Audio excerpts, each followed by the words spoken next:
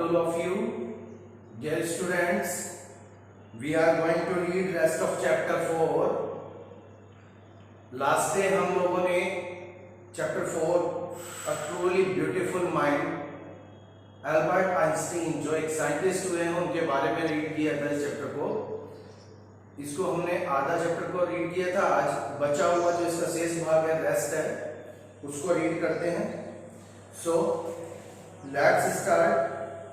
While Einstein was solving the most difficult problems in physics, जब Einstein जो है physics की, भौतिक विज्ञान की, जब कठिन से कठिन प्रॉब्लम्स को सॉल्व कर रहे थे, हिज प्राइवेट लाइफ वाज अनरेगुलर। जो उनकी व्यक्तिगत जीवन जो था वो बहुत ही कठोर तरीके से बीत रहा था। Albert had wanted to marry Mileva right after finishing his studies. Einstein चाहते थे कि अपनी पढ़ाई जो है वो खत्म होते ही, समाप्त होने के तुरंत बाद वो मिलेवा से शादी कर लेंगे। But his mother was against it. लेकिन उनकी माँ इसके विरुद्ध थी। She thought Mileva, who was 3 years older than her son. उनकी माँ सोचती थी कि मिलेवा जो है वो उनके बेटे से 3 वर्ष बड़ी है। Was too old for him, जो बहुत ही ज्यादा बड़ी है। She was also bothered by Mileva's intelligence, और वो मिलेवा की जो बुद्धिमानी थी, जो बुद्धिमत्ता जो थी, वो उससे भी परेशान थी। She is a book like you, his mother said. Einstein की माँ ने उसको कहा कि ये तुम्हारी तरह ही एक किताब है। Einstein put the wedding off. Einstein ने अपना विवाह पोस्टपोन कर दिया, रोक दिया, स्थगित कर दिया। The pair finally married in January 1903. अंत में दोनों का विवाह जनवरी 1903 में हो गया। And had 2 sons, और उनके 2 बेटे हुए। But a few years later, लेकिन कुछ समय बाद the marriage faltered. उनकी जो शादी थी, उनका जो विवाह था, वो कमजोर पड़ने लगा। Mileva meanwhile was losing her intellectual ambitions and becoming an unhappy housewife. Mileva जो थी, उसकी बौद्धिक महत्वाकांक्षाएं जो थी वो नष्ट हो रही थी और वो एक घरेलू दुखी पत्नी के रूप में जीवन बिता रही थी। After years of constant fighting, the couple finally divorced in 1990. कई वर्ष के लगातार झगड़े के बाद 1919 में उन दोनों में तलाक हो गया। Einstein married his cousin Elsa the same year. Einstein ने उसी साल अपनी चचेरी बहन एल्सा से शादी कर ली। Einstein's new personal chapter coincided with his rise to world fame. Einstein का एक नया व्यक्तिगत अध्याय उसकी विश्व ख्याति में उन्नति के साथ साथ चलता रहा। In 1950 he had published his general theory of relativity, which provided a new interpretations of gravity. 1915 में उन्होंने अपनी जनरल थ्योरी ऑफ रिलेटिविटी को प्रकाशित किया, जो गुरुत्वाकर्षण शक्ति की एक नई व्याख्या प्रदान करती थी। An eclipse of the sun in 1919 brought proof that it was accurate. 1919 के सूर्य ग्रहण ने सिद्ध कर दिया था कि वह सिद्धांत बिल्कुल ठीक है। Einstein had correctly calculated in advance the extent to which the light from fixed stars would be deflected through the sun's gravitational field. Einstein ने बहुत पहले ही शुद्ध रूप से गणना शुरू कर दी थी कि स्थिर ग्रह सूर्य के गुरुत्वाकर्षण क्षेत्र से होकर जितनी सीमा तक प्रकाश का विचलन करेंगे। The newspaper proclaimed his work as a scientific revolution.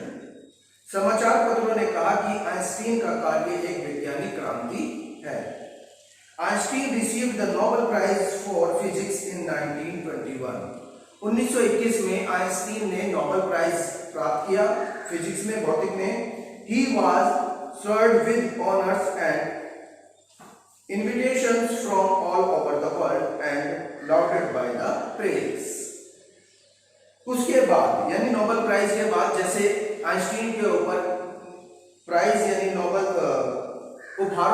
जैसे वर्षा सी होने लगी, पूरे संसार से बधाई के पत्र उनके पास आने लगे और प्रेस ने उनकी बहुत ज्यादा प्रशंसा की।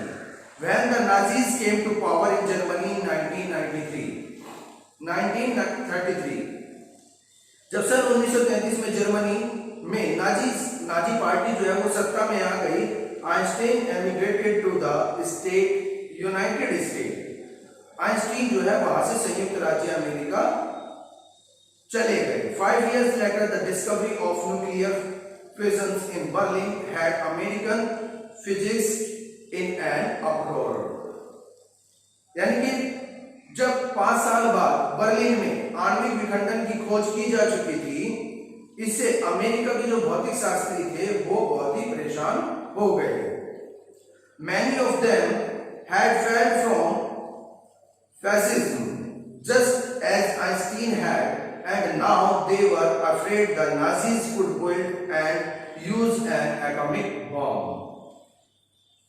यानी उनमें से बहुत से लोग फांसीवाद से डरकर भाग गए थे, जैसे आइंस्टीन भी भाग गए थे, और इन्हें अब भय था कि नाजी लोग परमाणु बम बना सकते हैं और उसका प्रयोग कर सकते हैं। At the urging of a colleague, Einstein wrote a letter to the American President Franklin D.